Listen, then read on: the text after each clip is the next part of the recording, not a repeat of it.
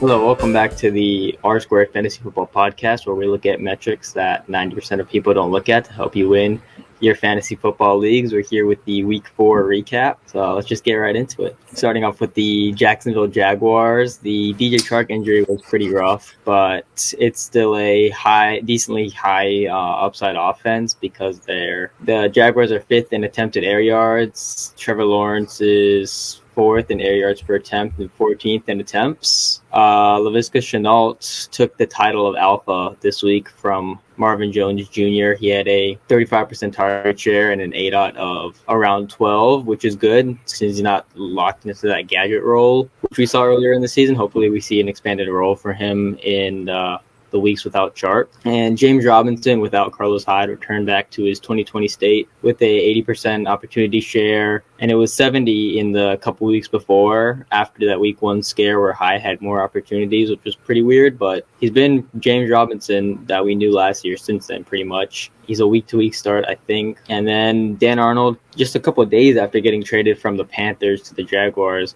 had a good snap percentage. I don't have the route data, but he had the most snaps out of all the non-blocking tight ends, so besides Chris Manhertz. And so without DJ Chark, he can become the third option in this offense that was kind of supporting 3 options. And so if you want to have him as a stash, then I don't have any problem with that because he's an athletic tight end, and that means there's decent upside. Yeah, and the Cincinnati Bengals on the other side, the team that actually won. Joe Burrow was really good. He had a 90-plus pass grade for the second week in a row, which, if you're unfamiliar, 90-plus is really, really good. And he's now done that in back-to-back weeks, which makes him 6th amongst all quarterbacks in the NFL currently for passing grade in the first 4 weeks. So he's really good. The only problem is we're not seeing the volume yet. Right now they're at 26.8 pass attempts per game, which would be the lowest by far in 2020, even lower than the Tennessee Titans and Ravens of last year, who are infamous for not passing. So we're hoping and kind of guaranteeing that this pass volume goes up because there's no way such a good and lethal passing offense with all these weapons should be that low. And one interesting tidbit I found was that their neutral pass rate with Mixon is only 52%. Without Mixon, 67%. So that's definitely something to monitor this week because we don't know if Mixon's going to be able to go or not. This last week, we saw Chase get more targets and more targets continually each week. He just had a 28% target share.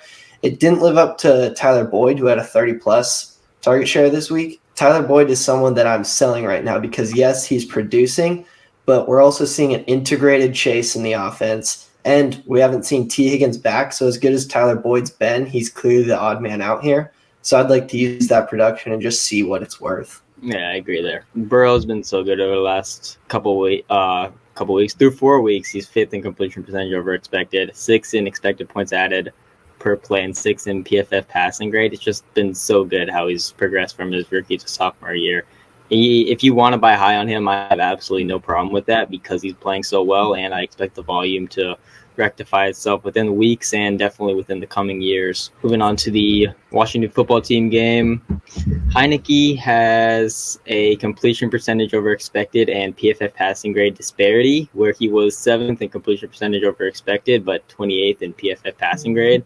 I think I'd side with the PFF passing grade on that because I would side with the fact that says Taylor Heineke wasn't that good. I saw a bit of the game, and the 6th-year player in his 4th career start, I'm still betting that he isn't good. I need to see a lot from him to say that he is good, but selling in Superflex where you can get a good pick for basically any QB who's playing football, and Terry McLaurin's still the alpha by a large margin. He has 39% target share, which is absolutely incredible, partly because Logan Thomas left early, Curtis Samuel played limited snaps, De'Ami Brown got hurt. Curtis Samuel, he'll probably be more integrated in the offense next week. He only had a 37% snap share last week, but he still had 12% target share on that. So once he's fully integrated, I'm excited what he can do as the second guy in this offense with Logan Thomas out, if Logan Thomas is out again. And Gibson had some pretty limited usage in terms of opportunity share.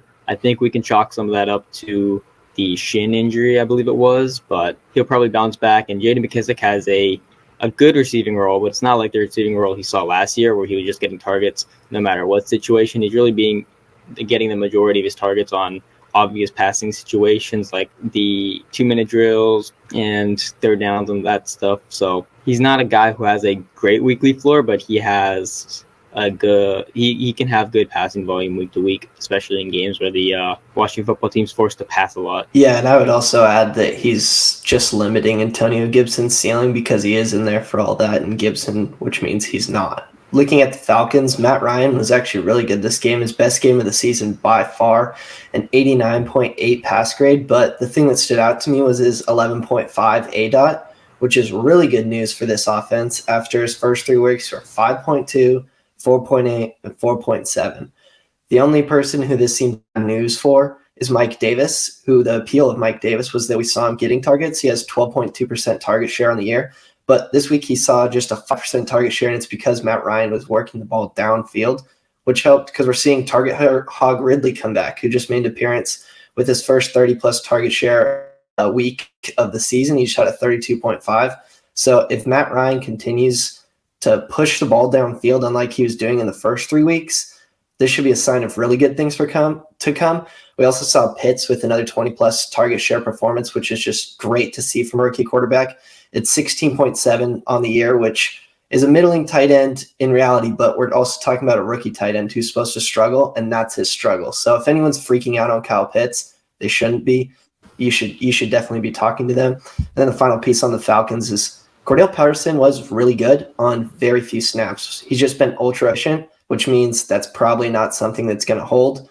So if you can get capital or add Cordell Patterson in to a trade as much as we like him, that's probably a move that you should be making. Yeah, for Cordell Patterson, it's interesting that a lot of people are saying to sell Patterson based on his efficiency, which obviously is unsustainable. It's like we saw with Rondelle Moore a couple weeks ago, where it's like he was really efficient, and now he's buy high or something, but the snaps didn't go up and his efficiency dropped down. He's not been startable the last couple weeks. But for Patterson, he's a journeyman he's found a good role in Atlanta, and I expect I wouldn't say expect. It could be a murky situation. I think that his snaps could go up just because of his play. Like if he's playing well, his snaps can go up. Rondell Moore snaps didn't go up in Arizona because they have 3 good wide receivers already. But Patterson looks like the Falcons' second best wide receiver right now, if you want to call him a wide receiver, and he looks like their best. At worst, he's the second best running back they have. He looks like the best running back they have. So more playing time could easily be in line for Cordell Patterson. So I'm not fully on the sell train. If you can get the prices that Ian laid out, then you should sell. But if everyone's saying, I know that you're trying to sell him high because of the good week and I'm not going to pay anything for that because I know it's unsustainable too, then you shouldn't sell lower than you should because the usage could go up with the play he's having right now because he's playing really well. Yeah, you never want to force sell. Everything's league to league. But like I said, if you're not going to be able to sell Patterson for a second, then just hold on to him because he's been good. He's been producing. Exactly. He'll produce throughout the year, probably, most likely, in spots, like moving on to the Texans game. Texans make it easy week to week, really only Brandon Cooks that we care about in that offense. Another game of 30% plus targets. He had a 35% target share this week. Really good, 30% target share on the year, which is absolutely insane. And then a little tidbit, keep an eye on Anthony Miller, the second option in this offense. Even the second option really isn't that appealing, but he has a 24% target share this year, which is not bad. So keep an eye on him because he could have a couple pop weeks where he has decent games, but for now it's the second option in the Davis Mills run offense, so not something I'm looking to automatically add to every team, especially on shallow benches, but keep an eye out for him. Yeah, there's probably not a lot much to talk about a team like the Houston Texans, who are just really have nothing for fantasy minus Brandon Cooks. But the Buffalo Bills do have some pieces for fantasy. Just for how good they are, they probably don't have as many as we like. It looks like Emmanuel Sanders is starting to emerge as the wide receiver too. On the year, he still has a lower target share than Cole Beasley, but we just saw last week Cole Beasley had below a 7% target share, and Emmanuel Sanders was the wide receiver 2 behind Stephon Diggs. So now that he's more integrated with Josh Allen, we're likely seeing Emmanuel Sanders play that wide receiver 2 role to Stephon Diggs, which, speaking of Stephon Diggs, he will boom soon. Just be patient. He's at a 27.8% target share, which is really freaking good. That's an absolute alpha target share on a team that's passing the ball a ton, just like last year. So it's kind of weird that we haven't seen like the blow up yet from him just being on such a good high volume offense with such a high command targets or such a high command of the targets, but it will come. Be patient. Yeah, for Diggs, we didn't really see a lot of blow up weeks last year, did we? It was really just like a bunch of consistent high mid wide receiver 1 games, which led to high wide receiver 1 production throughout the year. So it's really just consistent, good production. So it's not something you can hate. It's definitely nothing to panic about because everything's there saying that this guy is still going to end up finishing the year really, really well. And then what's your take on this backfield?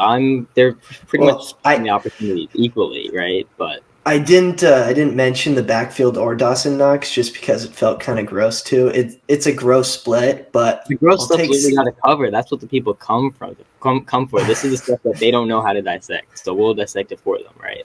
Singletary and Moss is a gross near 50-50 split right now from what we're seeing. It's a 53-49 opportunities, slightly leaning towards Singletary on the season, and Singletary's eating a little bit more of the targets. So for what it's worth, I'll take Singletary.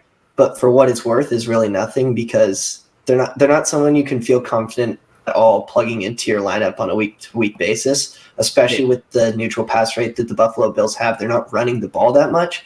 So this split really doesn't mean all that much, and they're not eating much of the high-volume targets that Josh Allen's throwing. So they're really kind of a non-factor in this. And then just to touch on Dawson Knox, he won't do this next week. He got a touchdown, and he did well. He got a lot of targets, but that's what the wasteland tight ends are going to do. There's going to be blow-up games, and then there's going to be really bad games because they're wasteland tight ends, and that's what Dawson Knox is. Yeah.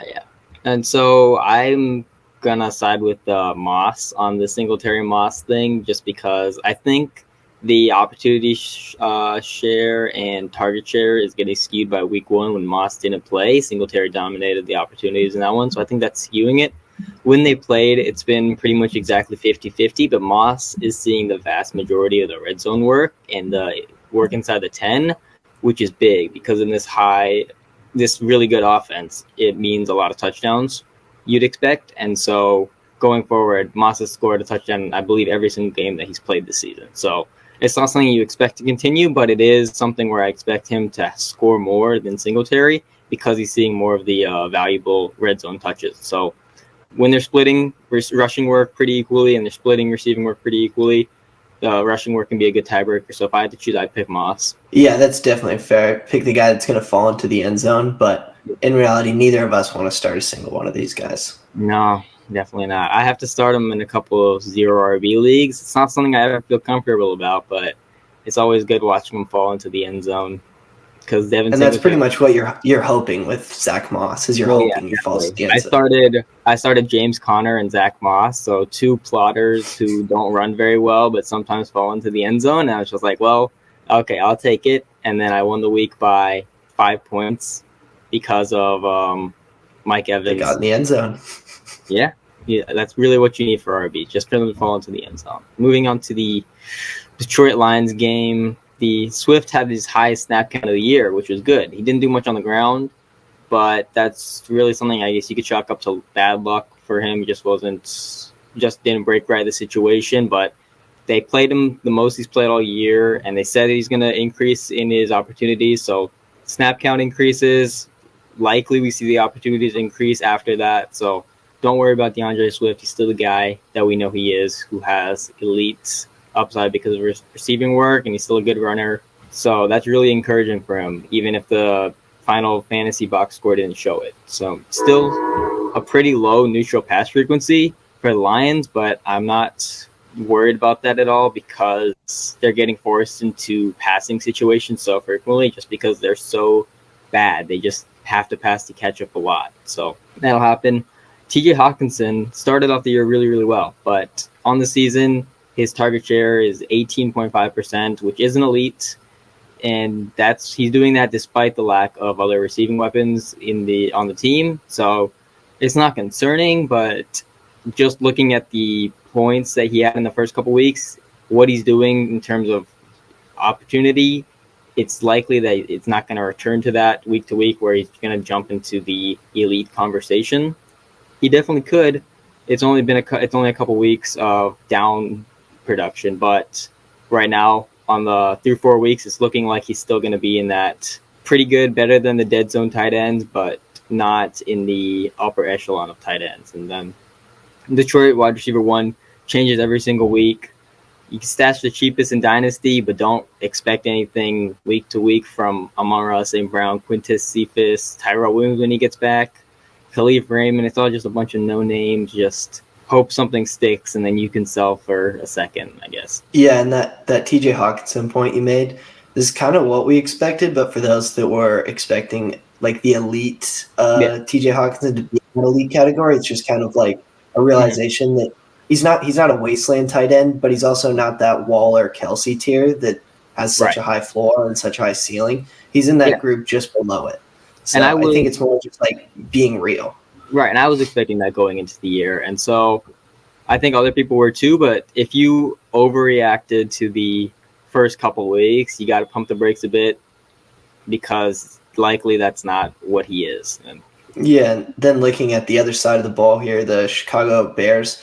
Now this is a really weird offense to dissect for fantasy because if you would have told me 4 weeks into the season that Mooney would be out targeting and outplaying Allen Robinson, I would think you're crazy, but he is in every facet through 4 weeks. He's got a 26% target share and a 2.24 yards per team pass attempt, which Allen Robinson only has a 24% target share, which not only, that's still pretty good. That's still alpha range, and 1.48 yards per team pass attempt. So Mooney's playing better, but the thing is, none of these guys are really going to be that good right now if they don't start throwing the ball more. They're like not throwing the ball at all.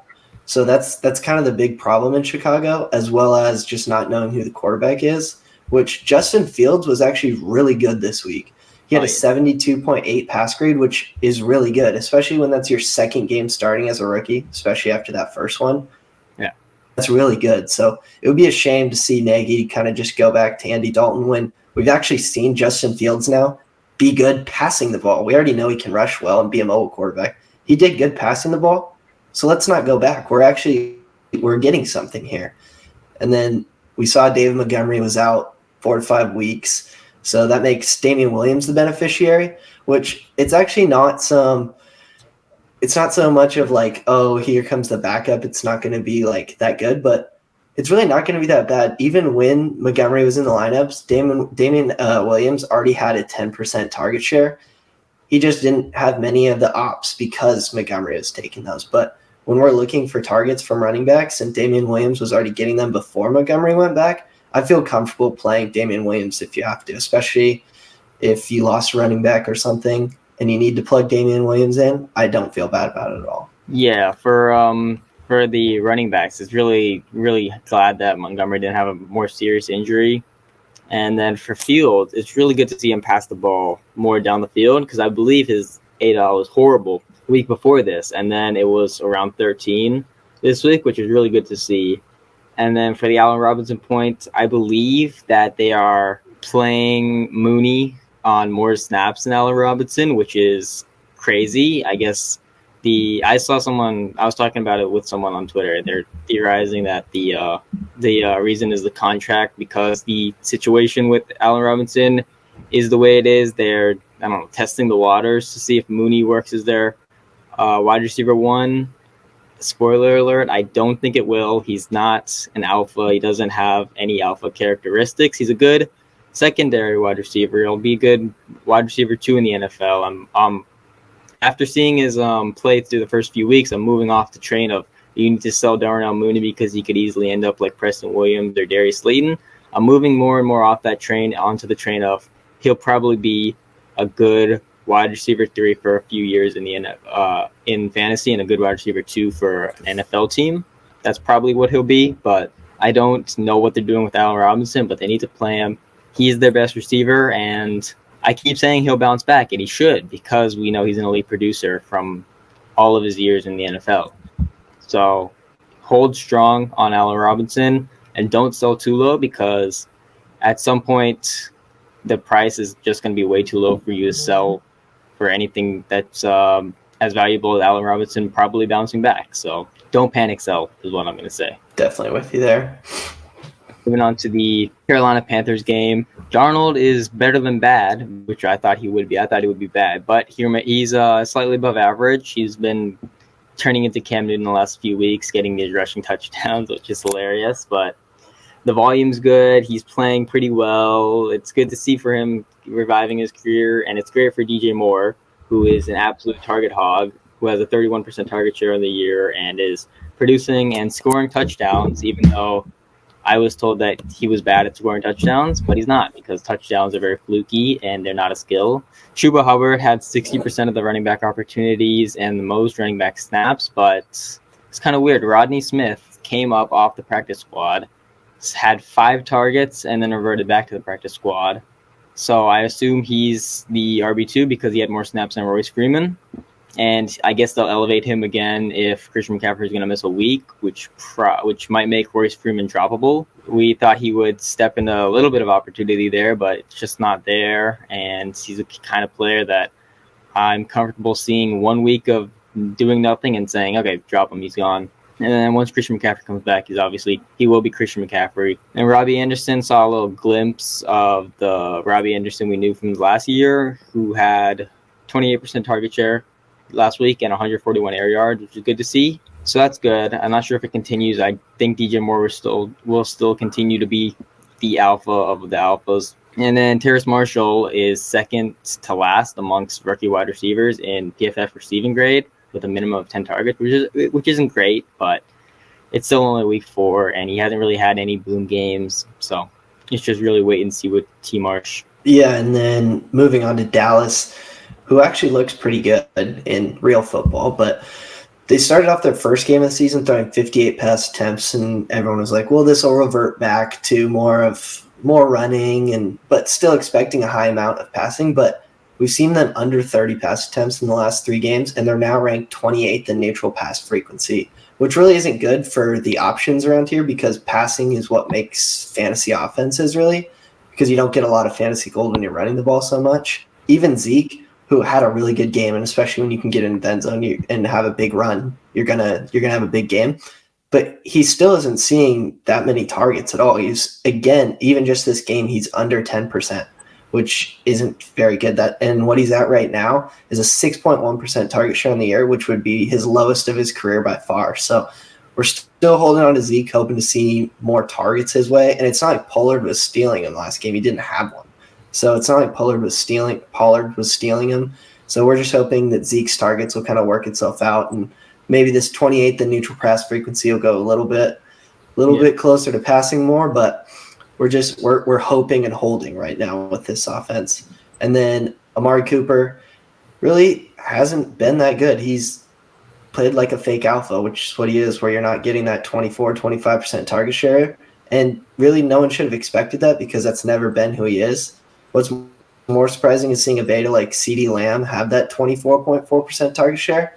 And even with his 3.3 fantasy points that he had this game, and his yards per team attempt were really bad, but his target share was still 20 plus. So it's if you're a CD owner and you're freaking out right now because you think this is the floor, the absolute floor, it is. So stop freaking out because he probably won't have this low of a game again, and I'm not even as high as CeeDee Lamb is even close to consensus. Yeah, I agree. And the tight end situation, it's kind of rough. Not rough. It's rough for me, who has some Blake Jarwin in various places. So in the past few weeks, it had been Jarwin and Schultz pretty much they've been coming in for equal amount of passing snaps. And so it was, okay, Schultz had the big game last week, but he's playing as much as Blake Jarwin. So I'd expect them as similar players to have similar production. But last week, Schultz had more than double the passing snaps as Jarwin. So that's really concerning if you're a Jarwin roster, Jarwin owner. Schultz looks like the and don't get too high on Schultz. Right. Yeah, don't get too high on either of them. He's still part of the tight end wasteland. Oh, definitely. It's still it's also just one game of them not being equal after 3 games of being equal. We'll have to see if this becomes a trend or an outlier, but it's right now it's trending towards Schultz being the tight end 1 and Jarwin being the tight end 2 more than being the 1A and 1B there like it was in the last few weeks, but we'll have to wait and see. And they're still wasteland tight ends right now. Yeah. Moving on to the Indianapolis Colts game. Wentz is still below average in a lot of the metrics that we talk about, like completion percentage over expected and EPA per expected points added per play, but he's better than he was last year in Philadelphia, where he was pretty much bottom of the league in a lot of those metrics. So that's better.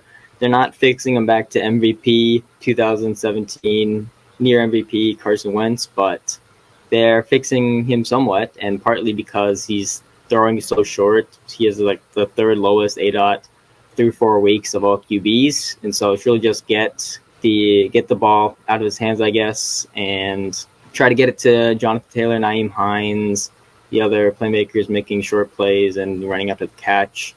Marlon Mack is a waste of carries, but he continues to get them. Hopefully he gets traded soon because he's taking work and snaps away from Jonathan Taylor, a little bit from Nyheim Hines. Don't want to see it because he's not doing anything for fantasy. He's just hurting these other 2 guys you might be starting. Hopefully he gets traded soon or goes back to being a healthy scratch. And Michael Pittman, he was bad in week 1, but since then he has games of 35% target share, 33% target share, and 25% target share, which is pretty good. And it's really something that I'm encouraged to see because for Pittman at 6'4", 225 pounds, if he hits and he is an alpha wide receiver, he has the alpha size. And if he gets the alpha target share to go along with it, he has tremendous upside. Wide receiver 1 upside, and it probably ends up being a wide receiver 2 if he hits this year. So it's really encouraging to see and something that you got to monitor going forward because he'll regress in the department of scoring touchdowns. I believe he doesn't have any, but he's seeing the targets, he's seeing the air yards, and the production will follow. It's been bubbling under the surface right now. Yeah, I played around with Michael Pittman's RU if we were to pretend this 4-game sample size is 16, which is something we should never do. That's why I'm not going to talk about it. Because, to it. Yeah, but it is encouraging to see some of the names on there because there's a lot of production. If he hits this year or keeps up what he's doing, there's a lot of good production names on there that we can look to as success stories for Michael Pittman. Was Sutton in your range of outcomes for him? He feels like Sutton year 2. Yeah, he feels like Sutton was already in there after his rookie year, so makes sense. They both had little questions in year 1, and then around 25% target share in year 2. So that's if he can continue this path and turn into Cortland Sutton, that's pretty good. And that's why I said I'd expect him to finish as a wide receiver 2 this year. I was thinking of Cortland Sutton. That's pretty good. Yes. And then Miami, Brissett is just a backup quarterback, so we're not going to get too deep into that. It just stalls or hurts the offense a little bit, but so does Will Fuller getting hurt again, but we can't really say we're surprised, unfortunately.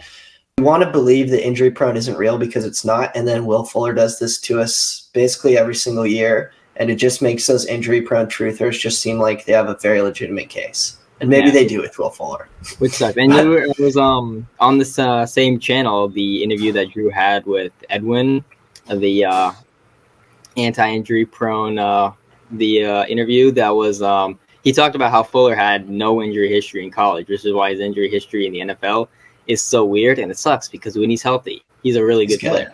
Yeah, he'd probably be the best wide receiver on this team. But right now, Devontae Parker is just free production because he's the fake alpha of the offense for an offense that doesn't have one that's better. He's going to be around that 22% target share, which he's at a 21.9. And you're going to have weeks like this where he gets in the end zone and he already gets like a healthy amount of targets. So Devontae Parker is basically worth a 3rd-round pick. And if you need any sort of wide receiver production, I have no problem shipping that out for Devontae Parker. Yeah, I tweeted that a couple days ago. Go send a 3rd for Devontae Parker because he sneakily has around 8 targets per game this year. And then he has a nice boom game. It makes me look good. So exactly, it really is pre-production. That's what you said earlier. I believe it was in week 2 recap. I believe you said that. And then here he is producing for free. Yeah, but somebody who didn't produce was Gaskin because he saw no targets, which isn't something we should expect to happen on a weekly basis because he is someone that has an 11% target share. So him getting 0 targets is much more on the surprising side. I think we should just expect kind of not worry too much about this game because we know that he is someone that actually gets targets as a running back. Yeah. And then another person that's getting targets pretty close to around the same ADOT that Gaskin is seeing is Jalen Waddle, who has seen a healthy target share, especially for a beta rookie, 21.2%. But the ADOT is very concerning. He has a 3.8 ADOT, and that comes after his first week at 10.2. We're seeing him now. They're like, okay, we need to use him in a totally different way. His ADOT in week 2, 0.7. His ADOT in week 3, 2.8. His ADOT in week 4, 4.3. That is very, very concerning. And for someone who has wide receiver 2 value right now, ship him. Yeah, it's especially considering his profile. I know he's earning targets, but he's earning them so close to the line of scrimmage. They don't really feel earned. They feel sort of given, like they're drawing up plays, which is cool, but it's not going to lead to any fantasy production. So if you want to see him have fantasy production, he has to work more downfield, which means it's harder to earn targets. And for a guy whose profile isn't very good, it's not a good outlook. And for Waddle, you can still ship him out for first. And it's interesting that his ADOT plummeted the second that Jacoby Brissett came in, but we know that ADOT is a wide receiver stat, not a QB stat, but it is something to keep an eye on when Tua comes back if the ADOT goes back up, because it is the second that Jacoby Brissett came in, the ADOT fell. That is what's happened, but we know that ADOT is a wide receiver stat, so maybe it's a factor of both of them. Yeah, moving on to the Cleveland Brown game, Odell Beckham Jr. has been getting some hate on Twitter, very undeservedly. Since coming back, he has an average depth of target of 18.3, which is really high, and it's not going to stay that way because his career has been around 12, so he'll probably go back down to that because that's what he had even in Cleveland for the last couple of years, and so that's why you haven't been seeing the connection between Baker and Odell, partly because there's so many deep targets. It's really hard to hit wide receivers on deep targets like that, and so he's still seeing a 27% target share and 45% of the team's air yards. And that has led to 147 air yards per game. And so if you complete on just a couple more of those, you're looking at good production. And if Baker and Odell can really make things click, his target share and his good ADOT and the fact that we know he's an elite producer throughout his career, it can definitely lead to elite production. He still has that kind of upside if he and Baker can make it work week to week. And Baker, who had been very good entering this week, before the week he was, I believe, 4th in completion percentage over expected and around 13th in expected points added per game. He had a horrible game that just completely sunk his completion percentage over expected for the season, which sucks because he was playing so well before, but is what it is. He'll probably bounce back. And then Nick Chubb, Kareem Hunt, still a 50-50 split. In 3 out of 4 of the games this year, Hunt has had more weighted opportunities than Nick Chubb, but Nick Chubb always finds a way to turn his very few weighted opportunities into good production by being overly efficient to the point where he'll regress, but he'll never regress as much as some of the other running backs that produced as much. So he'll probably be low RB1 production for the rest of the season just because it's hard to bank on these touchdowns for week to week, but that's what you're getting with Nick Chubb. But fortunately, he is really good scoring touchdowns, and he sees that red zone work, and he has a lot of carries, which even though you're not seeing a lot of weighted opportunities, you still see a lot of good red zone opportunities. Yeah, and just hitting on one more thing with Nick Chubb there, we saw him up after week 1 when he had a really good week. We saw him up to RB5 in Keep Trade Cut in terms of his value, but we know that's really hard to actually get when Nick Chubb is someone who doesn't get targets. So we're seeing now when the touchdowns don't come, it's not very fantasy friendly to have Nick Chubb. It's fine to have a guy like Jonathan Taylor, who has some target upside but isn't seeing the targets right now, and he's still 22 years old. It's fine to have him up there, but for a guy like Nick Chubb, who's 25 and has no targets for the last 2.5 years or something like that, he saw more targets when Hunt wasn't there, but Hunt's going to be there for the next couple of years. So for Nick Chubb, it's really hard to like him at those kind of prices. It's pretty much an automatic sell. And this is also how you know that it's a fantasy football podcast, because Nick Chubb is really, really good. In the NFL, he's a really good running back. He's probably above some of the running backs that we like more in fantasy. It's just PPR. This is how it is. Yeah. Exactly. And speaking of good running backs, Dalvin Cook is good for both fantasy and real life, but And fantasy is doing awesome. He's getting over 70% of the ops. He has a 13.9% target share, which is great usage, especially when you're really good with that usage, like Dalvin Cook is. So Dalvin Cook locked and loaded top 5 running back. Yes, it hasn't they were losing. Kind of crazy. Yeah, it's been really good to see. And then it was kind of weird this game because Jefferson was the best fantasy producer, but Thielen was the one that saw the most targets out of the two. It won't hold like that the rest of the season. We're going to see Justin Jefferson. He already has that alpha target share, and Thielen is already settling into that beta target share of 22% versus 24% of Jefferson. So I expect it to hold. Maybe Justin Jefferson ends around like 25%, which would be awesome to see. But he's still locked and loaded. Just like we said, he could be a top 5 fantasy producer just in his second year because of how good he is. And has 2.14 yards per team pass attempt, which 2 is kind of like where I draw that elite line. And he's already over that. He has the alpha target share. This is why Justin Jefferson's the dynasty wide receiver 1. Oh, yeah. Never has not been that. He's cemented there, basically. He would have to have multiple season-ending injuries for him to move out of there. I don't think you're allowed to say that. So hopefully Matt cuts that because that's illegal to say such things. Okay. Sounds good. And then go ahead and cut that out. I believe that that Dalvin Cook opportunity share is with him him being extremely limited in this week 4 game. Yeah, it counts that into it.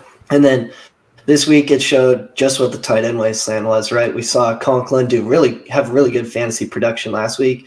But like we said, if you're in this tight end wasteland and you're not falling into the end zone, you don't matter. And when you aren't falling in the end zone like Conklin wasn't this week, you don't matter. So that's kind of like the point we're trying to get across with the tight end wasteland. And then the final piece on Minnesota was Kirk Cousins has been really good this year. He just wasn't really good this game. His worst passing grade of the season by far at 65.7. But I think we can expect Kirk is going to be who Kirk's been the last few years and who he started the season as, not this 1 week sample size. Right. He's a good reality QB who gets too much hate, and he's fine for fantasy because he's efficient on this run-first offense. This year, Kirk Cousins is what people drafted Ryan Tannehill to be. I think I might have said that before, but that's because it's still true.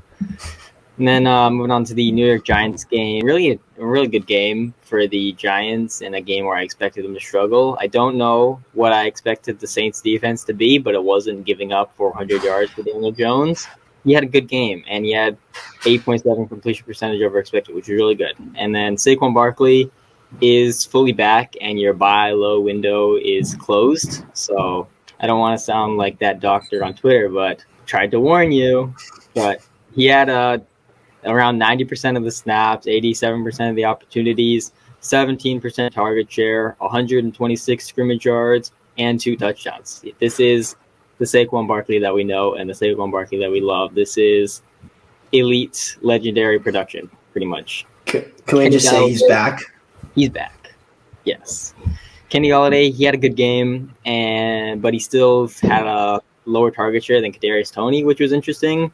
Toney, he looked pretty good. He filmed guys saying he looked good. Off the top of my head, I don't know what his PFF receiving grade was, but he had the most targets out of their wide receivers, I believe, and he had a not entirely gadget ADOT of 8. So it's not super high, but it's not. This is a gadget wide receiver who's just making plays after the catch, even though he still had good yards after the catch stats. And Evan Ingram is fine volume. He's good, solid tight end volume. He's one of the few tight ends. Not one of the few tight ends. He still is a tight end that you need to fall into the end zone, but it's easier to rely on him falling into the end zone because he sees more volume than these guys like Max Williams or Tyler Conklin or everyone else who doesn't matter. But he's still scoring less than them, so expect regression for him, especially if Daniel Jones continues to play well. Eventually, this offense will get better, and Evan Ingram will fall into the end zone because he's already seeing the volume. Yeah, just to add one more thing to Daniel Jones, I actually put him this week as one of my buys because he's not being ranked as a top 20 quarterback or valued as a top 20 quarterback. When we look at passing grade, he's second in the NFL through 4 weeks, only trailing Brady. When we look at rushing, he has just under 7 attempts per game. So why are you not buying Daniel Jones if he's this cheap? And he's actually good. And this isn't me like confirming my priors in any way because I had no sense to believe that Daniel Jones was any good. But from what we're seeing in these 4 weeks and how he stacks up versus what his value is basically what it was at the beginning of the season. So there hasn't been much pivoting about how good Daniel Jones has been. So you need to go buy Daniel Jones. And then looking at New Orleans. The way that he played this last week with John Ross, Kadarius Toney, and then Kenny Galladay is Kenny Galladay. But the way that he played with those guys is pretty impressive. I'm not going to lie. It's impressive. And then speaking of buys, it's week 4, and just like week 1 and week 2 and week 3, you should be buying Michael Thomas. The number 1 receiver right now on New Orleans isn't Alvin Kamara anymore because this last game. It's Deontay Harris with a 17.2% target share. And we're not seeing the Saints throw the ball that much. Just wait till Michael Thomas, one of the perennial wide receiver producers that we've seen in fantasy and in reality, to come back into this offense. And then if you're worried about Kamara, just relax a little bit. He won't be the RB1, but he's still going to be a middling RB1 for sure. He's going to have blow-up games. He still has 3 of his 4 games above a 20% target share, which if you're a running back is absolutely something you're hammering. So he had 1 game, and this 1 game is a total outlier, not just from this season, but his career where he didn't have a target. It definitely won't continue. Don't freak out about it. If someone's throwing Kamara on the block with panic, I guess you can buy, but just hold Kamara because he's a really good running back who catches a lot of passes and will continue to catch a lot of passes. I honestly don't have much to say about New Orleans because they're like a better coached with a couple extra, maybe 1 extra weapon than Houston. So we'll just call this the NFC Houston plus. I agree with that. This passing volume, it makes me sick because they are not passing at all, and it's absolutely horrible. And even though Kamara has a good target share, it's absolutely killing him because he doesn't have a good target share. And Jameis Winston's been very fluky week to week in PFF passing grade. This is the Jameis Winston we know and love, who sometimes plays pretty well and then sometimes plays absolutely horribly, which is something you love to see. But when MT comes back, he will hopefully fix the offense because right now Sean Payton's being very, very conservative in his play calling, just running it a bunch. Alvin Kamara, every week he breaks his career high for rushing attempts, which sounds like an exaggeration, but I believe he's already done it twice this season, 3 or 4 weeks. It's something that won't continue because the volume will course correct once Michael Thomas gets back. And something interesting, this was the first game of Kamara's career where he didn't have a target. Even when he was limited snaps, limited in his rookie year, he didn't see the field a lot, but he was still really, really efficient. He saw a target in every single one of this game. This is absolutely the outlier of games. Same with Myles Gaskin. This is his first career game without a target, if I'm correct. Even in his rookie season where he played like 20% of the snaps, every single game that he played a snap, he had a target. So outliers for these good receiving backs is something that if someone's panic selling, you should buy. Don't panic about it yourself. Okay, moving on now to Tennessee Titans. Jeremy McNichols is the check down god of the week for Tennessee. I believe he had 12 targets this week. And this game is in undisputable proof that targets are earned. That none of the Titans wide receivers did much of anything. All saw pretty bad at target shares with both the alphas out, with A.J. Brown and Julio Jones out. So hopefully we see them back because without them, Ryan Tannehill is really struggling. He wasn't playing great before, but he has just not been great this year. He's not playing like 2019 or 2020 Ryan Tannehill. He's not playing like the top 10 QB drafted him as. The efficiency's not there and the volume's not exactly there. So if you drafted him for his efficiency, you're out of luck, unfortunately. Hopefully he bounces back, but you're not getting the production you want. And we know Derrick Henry's good. He is an absolute monster. And now he didn't have a lot of targets in his last game, but his target share has been pretty good throughout this year. He's turning into absolute fantasy force, honestly. Yeah, I just want to add one more thing that I found really, really weird about this Tennessee game. They were without A.J. Brown and Julio Jones, and they threw the ball 49 times. I know. Which I just thought that was really interesting because we can't get Tennessee to throw the ball a lot when they have weapons.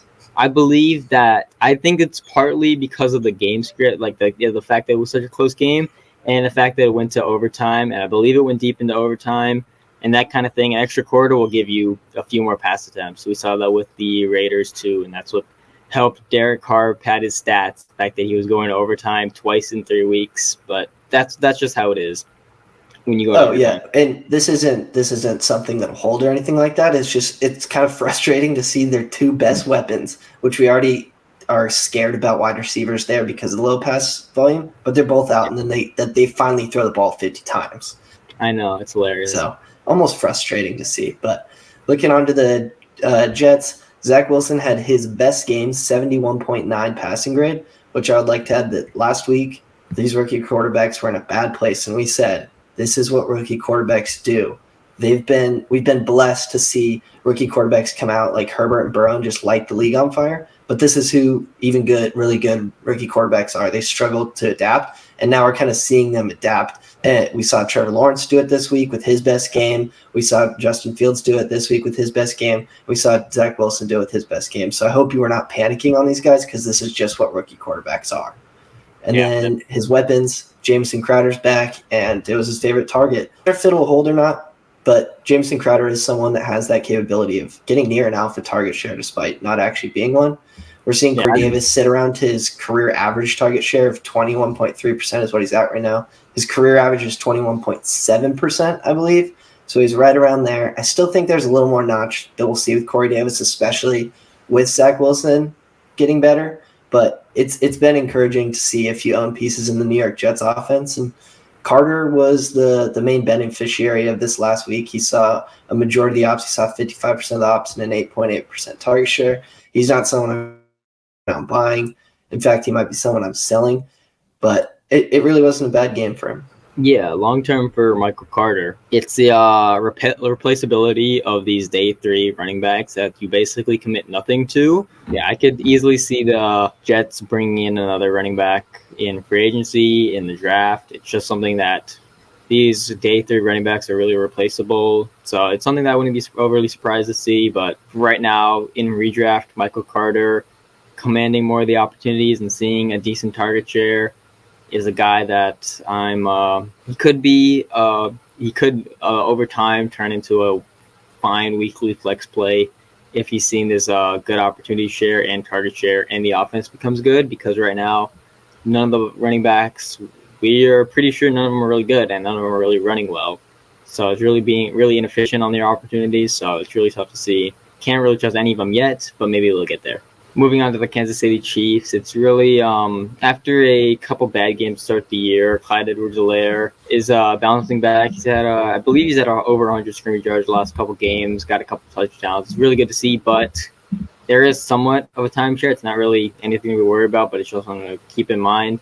Daryl Williams continues to be involved. Clyde Edwards-Helaire had just over 50% of the snaps and just over 50% of the opportunities. And Williams, I believe he sniped a touchdown too, which sucks for fantasy. And there's also equal involvement inside the 10-yard line for the both of them. So it kind of caps Clyde Edwards-Helaire upside, but it probably leads to high running back 2 numbers for the rest of the season. And then we know Mahomes, Tyreek, and Kelsey are weekly cheat codes. I have a Mahomes Tyreek stack in a couple leagues, such as Scott Fishbowl, and I absolutely dominated this last week with Mahomes and Tyreek scoring over half my points or something like that, which was crazy. But they continue to be weekly cheat codes for fantasy football. Yeah, the Chiefs are going to be the Chiefs. We knew this. But looking at Philadelphia, Sanders' usage isn't bad, but the thing is, Kenny Gainwell's is actually better now on the season. Kenny Gainwell on the season has a 13% target share and 39.6% of the ops, which is just under the ops that Sanders has of 43.7. But he doesn't see he's 3% lower target share than Sanders is. So if I'm a Sanders owner, yes, I'm most definitely panicking because Kenny Gainwell, it's not that he's been the top guy and it just hasn't gone his way, because usage isn't bad, but he just hasn't been the top guy, which is kind of what you need from your running back, to be the top guy on an offense that's good. And we don't know if this offense is very good yet. So if I'm a Sanders owner, I'm definitely panicking. And the other options on this offense aren't that good at all. Devontae Smith does have a 22.5% target share, which which is good to see. But the other option, Rieger at 14.5%. Both the tight ends are just wasteland tight ends, which I did see Goddard was tight end 8 on Dynasty values. So that's definitely something I'm selling if he's around that value in your leagues, because Goddard's just a wasteland tight end disguised as someone with a lot of upside. And then Hurts is currently QB3 on the year, and that's despite not being great passing. His last 3 weeks passing grade 66.1, 65.7, 66.6. It just goes to show how important rushing is in fantasy football. Yeah, for Gainwell and Sanders, I believe that them not rushing the ball much at all over the last couple weeks is skewing this, because Gainwell only has 18 carries on the year. And I don't know off the top of my head how many Miles Sanders has, but Gainwell is not much of a running back. He's a good receiving back, but in these games where these Eagles have to pass a lot or they get down early, they work Kenny Gainwell in more, because he is basically their version of Nyheim Hines in the Nick Sirianni offense. It's just how the roles are breaking. So I would. Sanders has 37, by the way. Okay, then that's probably what I expected. That's he's seeing over twice the rushing work, and then Gainwell is the better receiver. Expecting to see him in the games where the Eagles get down early or are in passing situations. So I'm not overly panicking on Miles Sanders. Going back to Nick Sirianni, Sanders isn't as good of a talent as Jonathan Taylor, and he's better than Marlon Mack. And Nyheim Hines was involved as a receiver with both those guys, and it capped what their ceilings could be relative to their talent, because Hines is such a good receiver. So Sanders is probably in the middle of Mack and Taylor in terms of talent and fantasy football. So probably another high RB2. Well, that's what I'll say about pretty much everyone. But the difference of a couple touchdowns probably could be a low running back 1, could be a high running back 2. It's really just range, or you're not going to have super safe weekly floors, but it's going to be fine throughout the whole season. Yeah, I'm definitely with you there. Going on to the Arizona Cardinals game, Hopkins finally has the most targets, as he should, as the alpha. I'm going to choose to say that his last few games were because of an injury, partly because of the injury, but these Arizona wide receivers kind of make my head hurt. Snap-wise, Rondelle Moore is still the wide receiver 4. Christian Kirk and AJ Green are playing pretty well. And don't add the trap that is Max Williams, because he is a trap. And some weeks he'll score touchdowns, and some weeks you'll see less targets than DeAndre Hopkins, than AJ Green, than Christian Kirk, than Chase Edmonds. It's just really a trap. It's not something you want to add. He's slow, unathletic, not really involved in the offense, except for occasionally he scores a touchdown. Kyler Murray is elite for fantasy football. If you have him on your team, you're blessed, and you should be thankful. Chase Edmonds, he's really showing his upsides. He's 8th in weighted opportunities per game, 3rd in target share amongst running backs. The rest of the season, probably an RB2 because of his receiving work, but he's being viciously outtouched inside the 10-yard line. Connor has 11 opportunities inside the 10 to Edmonds' 2 opportunities inside the 10. But the receiving work is still good. It's still what he needs to be a running back 2. Red zone work hurts, but Connor is a watered-down version of what Kenyon Drake was last year, because Kenyon Drake had the red zone work, but he also led the team in carry, so he was their running back 1 and also their red zone guy. Connor's really a guy that you just hope he falls into the end zone, because he's not seeing the receiving work. And if you can pivot from him to a safe running back that has more receiving usage, they have safer week-to-week floors, really what you need if you use them in a 0 RB build and wanted to have usable production. If you can switch to a guy with a safer weekly floor, I don't hate it, because his weekly floor is basically nothing. Definitely agree with you there. And then you just got to talk about an offense that is absolute flourishing, and then I'll talk about one that was and then ran into this Arizona offense, because we just saw our Arizona defense, because we just saw Stafford have his worst game of the season. He had a 64.7 passing grade, which is really bad, especially for how good Matthew Stafford's been. But it's really clear what Sean McVay wants to do with his running backs, and that's just basically just use one. Henderson came back. He saw basically all the usage. He saw 87% of ops, 0.6% target share. And I think Henderson's kind of locked as like a back-end RB1 because he's just going to get fed all this because Sean McVay just really wants to use his one guy. We saw that when Henderson was out. He really just rode Michelle. So it's the way that McVay wants to use his offense, and that in turn makes Henderson a back-end RB1 if I had to guess. Even with this not being that good of a game, we still saw Cooper Kupp have another 30-plus target share. So Cooper Kupp, very good. But on the other side, Robert Woods, it's not looking great. I'm still holding because he has an 18.4% target share, which isn't who Robert Woods has been his entire career. He's been like a 22, 23, almost similar to Kupp. So while Kupp's really good, I still expect Robert Woods to get much more near where he is his whole career. And I even got asked this week if Van Jefferson is the new wide receiver 2 for Los Angeles, and that is absolutely not the case. Van Jefferson still doesn't have a good profile. A 13.2% target share is like much better than his 2% target share last year, but it's still all not that much, and he's caught some touchdowns in these first few weeks. So Robert Woods hasn't been Robert Woods. We're just going to hold on a good offense and just hope that we get back to around that 22, 23% target share where he has been his whole life, just on a much better offense. Yeah, for Jefferson, don't buy into it. I believe he's a 25-year-old in his second NFL season, which is hilarious. But for Henderson, he is going to finish as a running back 1 because of the opportunities. And also, I wanted to add, because this is such a good offense, he's going to be scoring quite a few touchdowns. It's just where you got Henderson, if you got him in the 11th round before Cam Akers got hurt, then you should be loving this. And if you got him in the 4th, 5th round after Cam Akers got hurt, you should still love it because you got a value no matter what. So I sold him for a 2023 first in Dynasty, and I'm still liking that trade, but he is really good free production. Moving on to the Seattle Seahawks game, DK Metcalf having an insane start to the season, 32% target share and 42% air yard share is absolutely crazy. If he can keep this up, maintain his volume when the overall passing volume goes up, he'll probably slide in as my Dynasty wide receiver 2. Obviously, depends how everyone else's season ends up, but the volume's low. It should bounce back, but the efficiency of Russ, DK, and Lockett is making up for everything right now, even if the volume is low. So that's good, but the volume should go up eventually.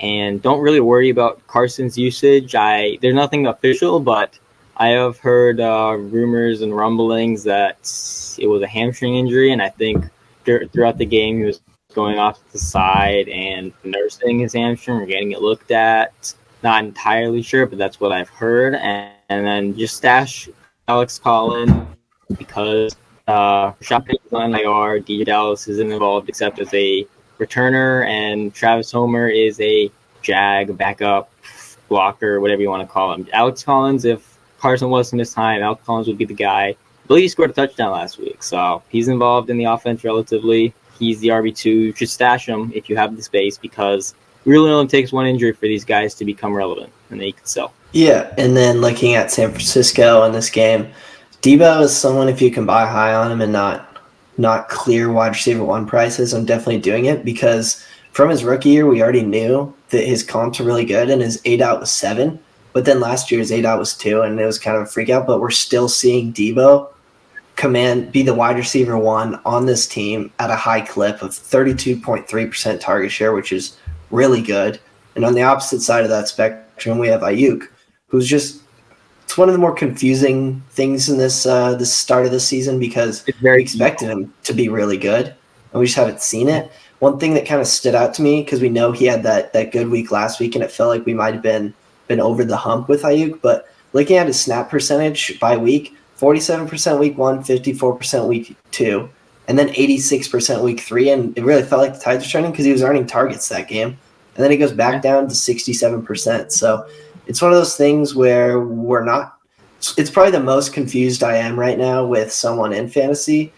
And I think with Ayuk right now, I'm just holding because you're not going to get the value you want. Mm-hmm. And he's also not worth the buy, in my opinion, as much as I have liked him because it's a weird situation, which makes it a very risky situation. So Ayuk for me, just a hold. Hopefully this plays out. His snap percentage does go back up. I would actually say that's more of an encouraging thing, because if we saw his snap percentage at like 80% again and he only had those 3 targets, then we should be really concerned.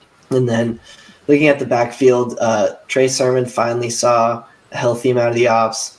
But when Elijah Mitchell returns, it's going to be his backfield just based on the week 1 and week 2, what we saw with him. So if you have Trey Sermon and you can get rid of him now because someone just saw him take a healthy amount of the opportunities, ship him off, because what it looks like from the past behaviors is that Elijah Mitchell, this is his backfield, and he should be back soon. I was actually pretty surprised he missed the last one.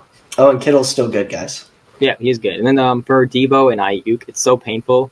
You know, I obviously love to see players succeed, but it's so painful watching Debo succeed, because it's like, damn, that was supposed to be Ayuk doing that. It's just tough. It's really just a reverse of what Debo and Ayuk were before the season, where Debo was in the wide receiver 3 range in price, and Ayuk was right below wide receiver 1 price in Dynasty. And so we're seeing now that Debo was a value there, because situations break randomly. Sometimes it's really just a bunch of variants. Sometimes you really can't predict stuff like this happening. We can't explain why Ayuk isn't seeing the full complement of snaps, but he isn't. And Debo, we know, is a good player. And so he was a value who's producing now because the situation broke a certain way. So it's the same way with Ayuk now, where you shouldn't panic on him because we know he's a talented player. And it really only takes a situation break, unfortunately, but it is football. They do happen. Something could happen with any one of these players that bring Ayuk into a larger role, and he just starts producing like we saw in his rookie year.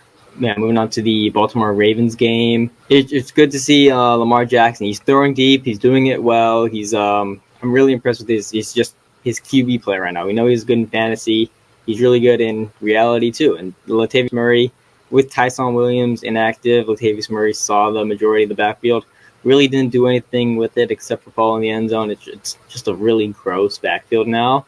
That's hard to touch week to week. Tyson at least was efficient week to week. It's horrible for fantasy that he was inactive, because he was that free production that was efficient with his opportunities. Unlike the other running backs, it might be too late to get out right now from Tyson Williams.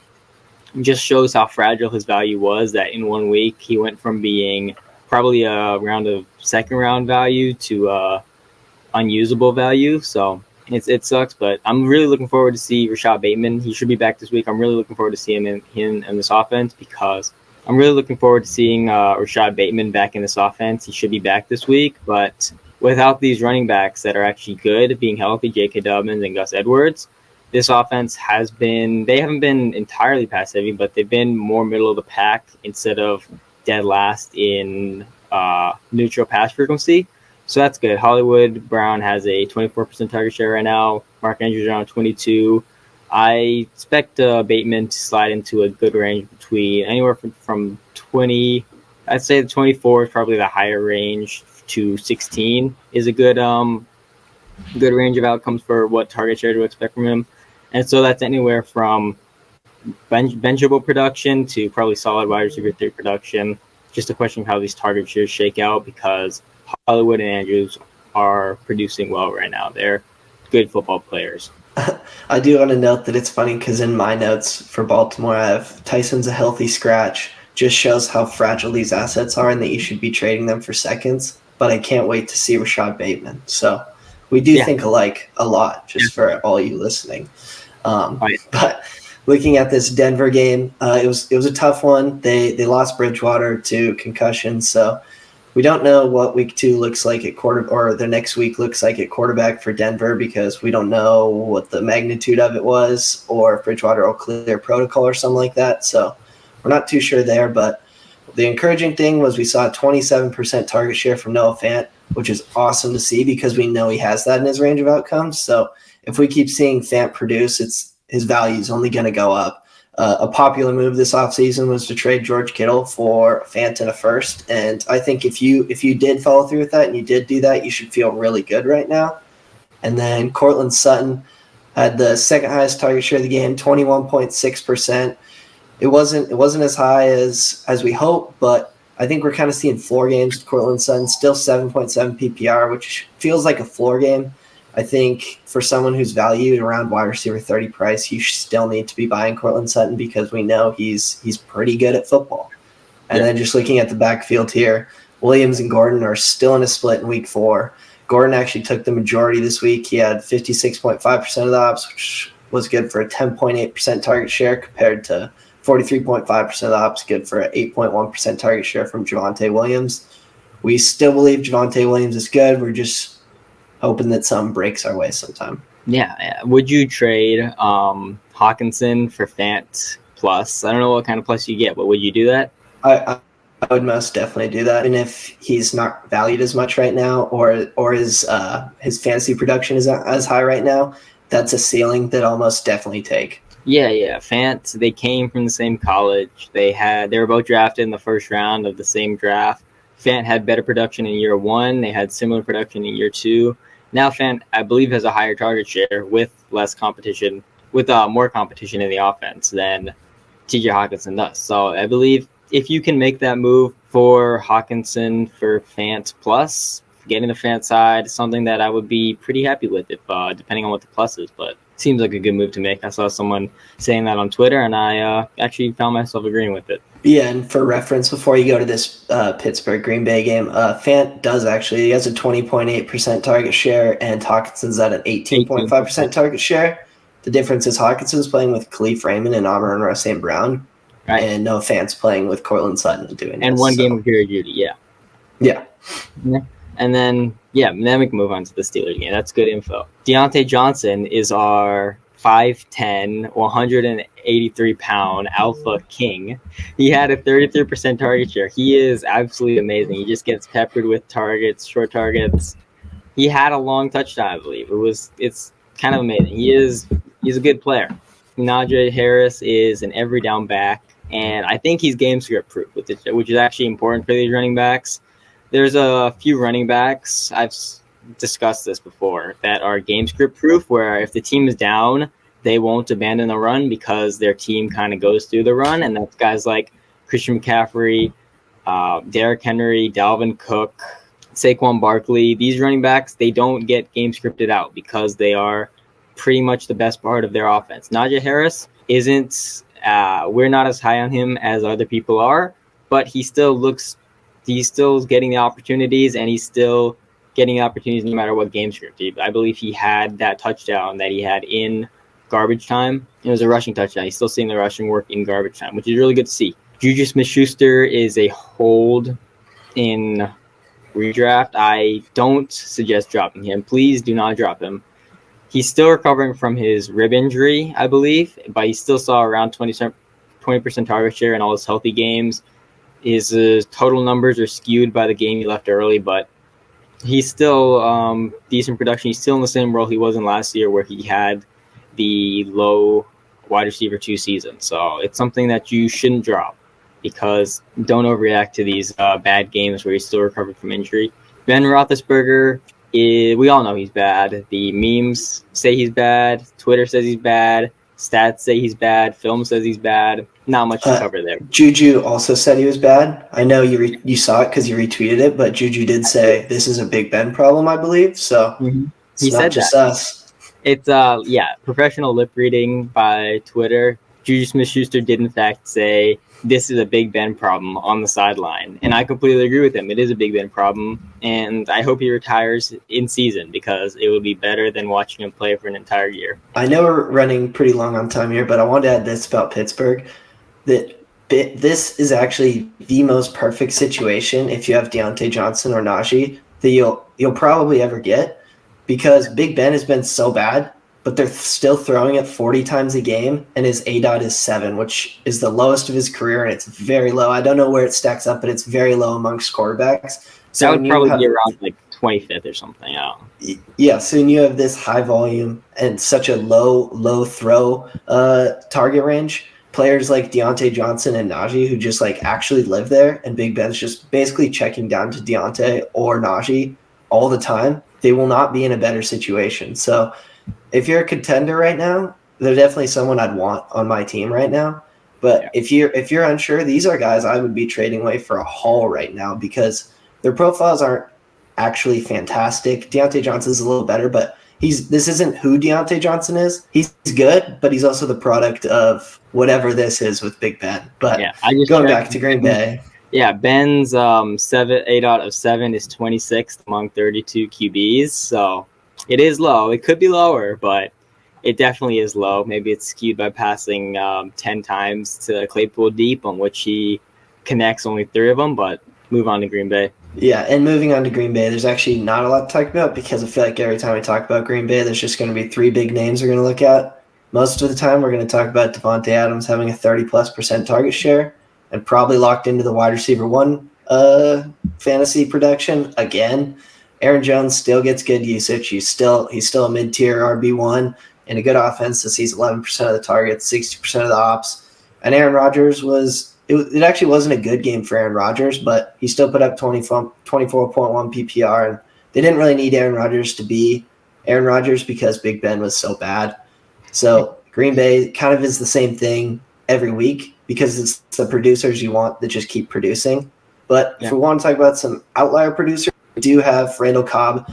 Please don't overreact to this too much. His production came from 2 touchdowns he had, and even this game he had a 17.1% target share. And on the season, it's an 8.7. And I feel like there could be people that are saying, well, he's just getting into this offense. Yeah, but he's also been with Aaron Rodgers basically his entire life. So do not overreact to this Randall Cobb game. Yeah, it's probably steps up a bit in snaps and in the pecking order with Marquez Valdes-Scantling out. So probably nothing, but keep an eye on it, I guess, because this offense is so good.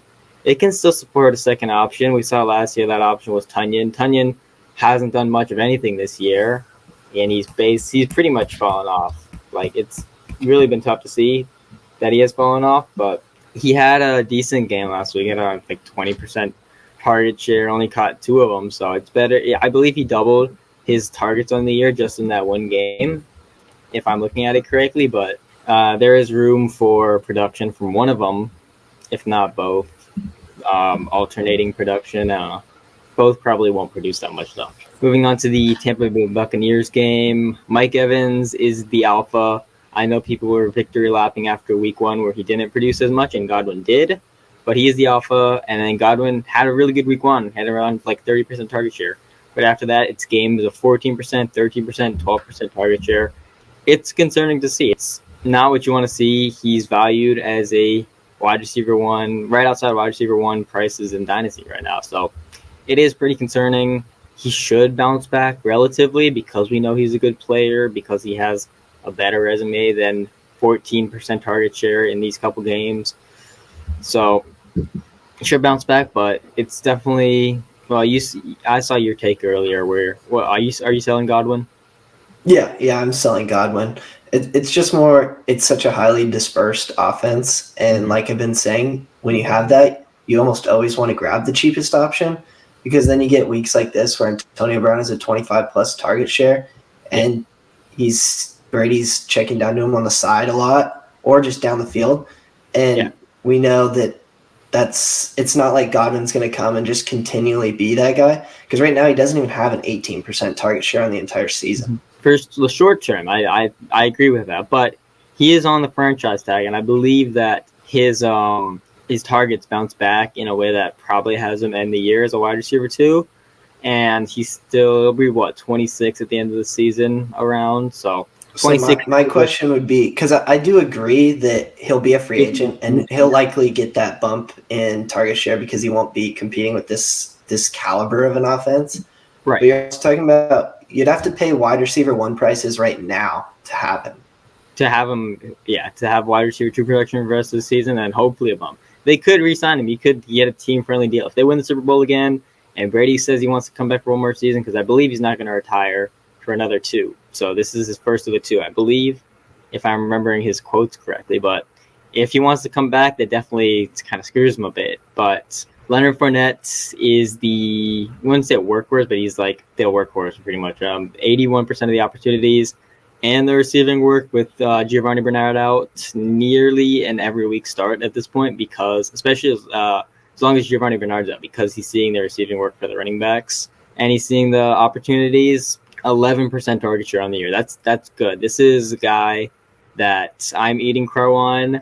I was correct on him being a bad runner, but it doesn't matter because they just hand him the ball off anyway. Carries are given. Carries are not earned as much as targets, so he's just out there getting given carries, getting 3 or 4 yards, falling down, and they're doing that 15 plus times a game, which leads to fantasy points. Yeah, and then looking at Brady's old team, Mac Jones is pretty much the definition of a game manager. They did throw the ball a lot, and they have been throwing the ball a lot, which is really helpful for fantasy purposes. But if you're Mac Jones, it's not that helpful because you have an ADOT of 7.7, and 3 of his games were below that. So there's just one game that's kind of pulling this average up, when 3 of his games were below a 7.7 ADOT. Mac Jones, we already know he doesn't rush. Mac Jones is still a guy. If you can get a first for him, do it. And then looking at the other options around here, Jacoby Myers is the complete alpha on this team. And that's the one thing that it doesn't hurt with Mac Jones being game managers. They're throwing so much, which means Jacoby's 25.8% target share converts to a lot more targets. Jacoby Myers is likely a wide receiver 2 this year, if I had to guess. And that's not even thinking about touchdowns. If he figures out touchdowns, he could end up as a low wide receiver 1. It's within the range. It's actually a possibility. Yeah, and he's a buy high right now. He's 24 years old. He's 7th in the league in targets right now. He has around 25% target share right now on this offense that is moving towards passing. 25.8. He's closer to 26. There you go. And the Patriots right now are 2nd in the league, I believe, in neutral pass frequency. All these compounding factors make him an absolute value and a buy high at wide receiver 44 prices in Dynasty right now. People are still uncertain. I've seen enough. Really, you should be buying high on Jacoby Myers because I believe he'll be a good wide receiver option for the next few years. I mean, this is a guy who is here to stay. The level of production we've seen from him say he's here to stay. And I wouldn't even say it's a buy high because his wide receiver 43 price even close to a buy high. If we think it's a buy high, relative to what you paid for him, what I paid for him over the summer when I was getting him at wide receiver 90 prices, and then it got up to 70 and I was still buying. It got up to 60 and 50 and I was still buying.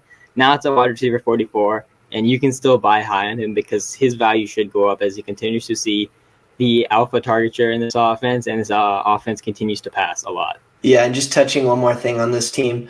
With them passing so much, it's also why we like a guy like Brandon Bolden, who I will say, I don't want a victory lap after 1 week, but I did say, after everyone was saying J.J. Taylor, Brandon Bolden was the guy that actually came in last week and took those targets when James White went down. So what happened this week?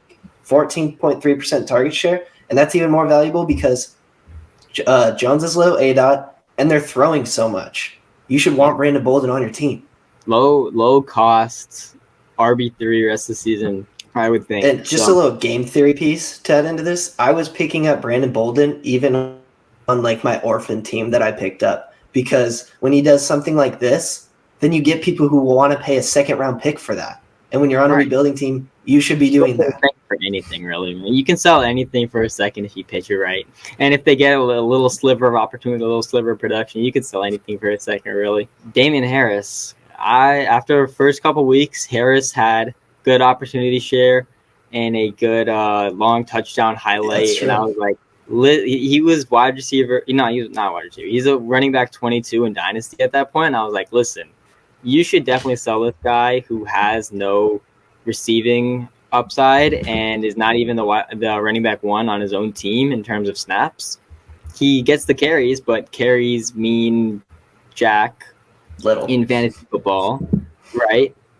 Because if you're not seeing any receiving work, they're really hard to convert these opportunities into points. And he's not even seeing the majority of opportunities anymore. And so Damian Harris, he's a good runner, but he doesn't offer more than that. And it's just really hard to like him at those prices. And even if they've probably fallen in the last couple weeks, they're still hard to like.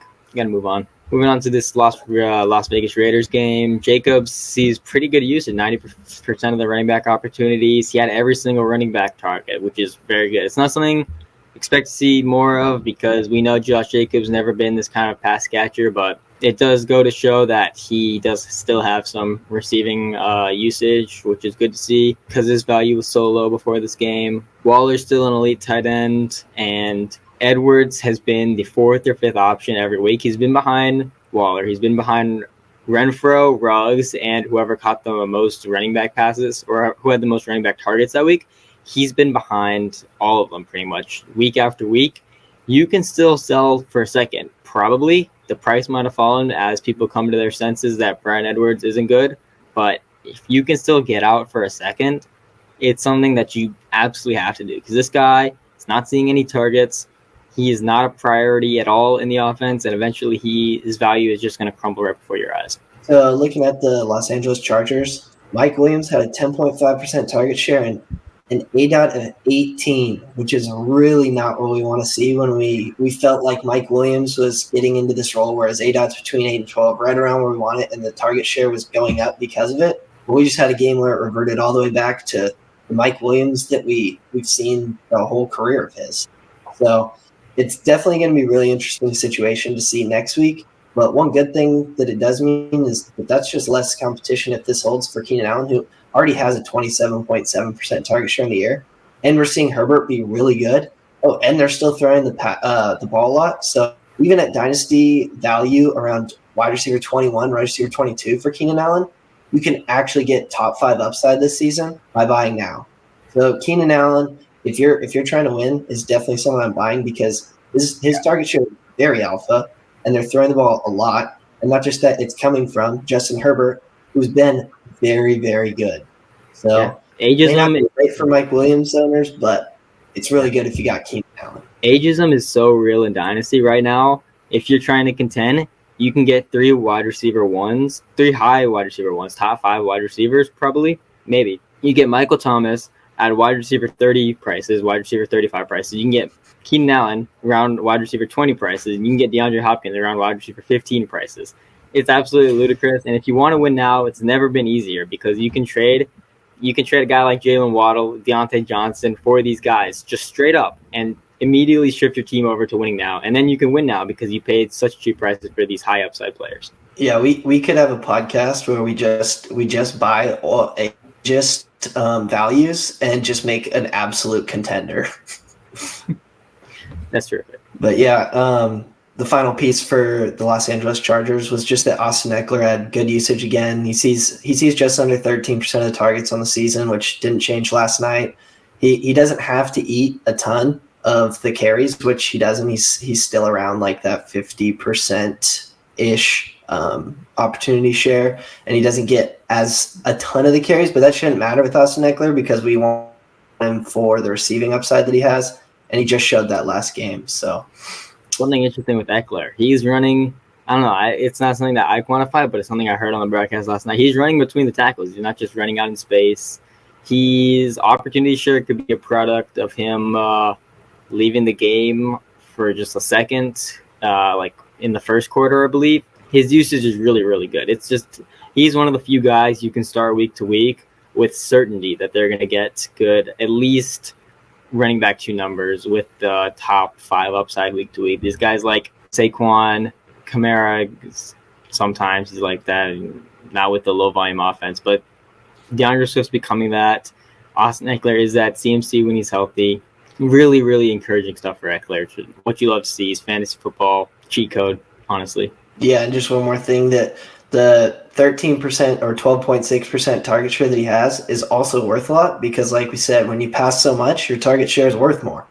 And for a team that passes so much, it's so helpful. I believe that wraps it up. Do you have any final thoughts? Sell fragile assets for seconds, right? That should be the motto of the show. I agree.